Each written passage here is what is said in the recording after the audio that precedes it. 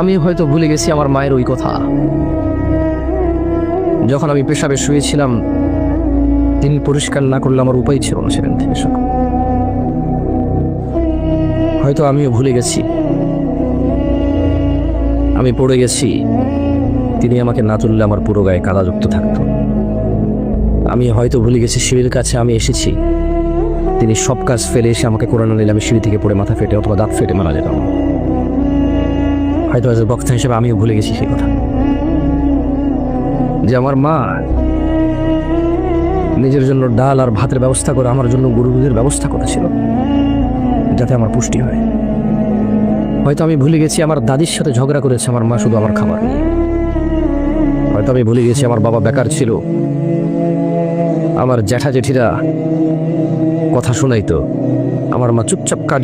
এই 25 বছরে বিয়ে করছে ছেলেটা, 26 বছর বয়সে, 26টা বছর জন্মের থেকে এই যেই মা তারে লালন পালন করছে, এই 6 মাসের ভিতরে এই মহিলা এত বড় দুশ্মন হয়ে গেল।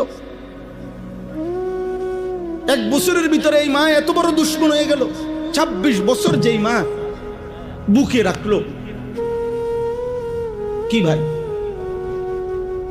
28 বছর যেই বাবা রক্ত পানি করে। আমার আব্বারে দেখছি আমি, একটা গেঞ্জি 2টা গেঞ্জি আব্বার ছিল বছরের পর বছর। কোন সময় গেঞ্জি ধুইতে দিলে আমি অনেক সময় ধুইতাম না, মারে কইতাম আমা আমি আব্বার গঞ্জি দি ধুইতাম না, এটির মধ্যে এত ঘাম আমি পারতাম না। তাইলে যেই বাবা যেই মা এত কষ্ট করছে, আজকে পরিবার এই নারী পুরুষ সবার আপনার মোবাইল আসক্তি, খামখেয়ালি, বেহায়াপনা, পাগল হয়ে গেছে।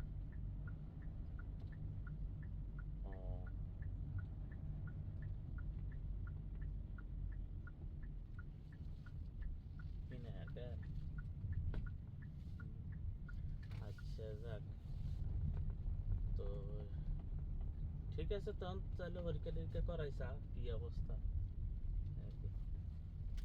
আচ্ছা তো ঠিক আছে, তো তাহলে রাখেন তারেক ভাই, এগুলো কাটি, এগুলো তো একটা লইন মানে আমগো ওকে।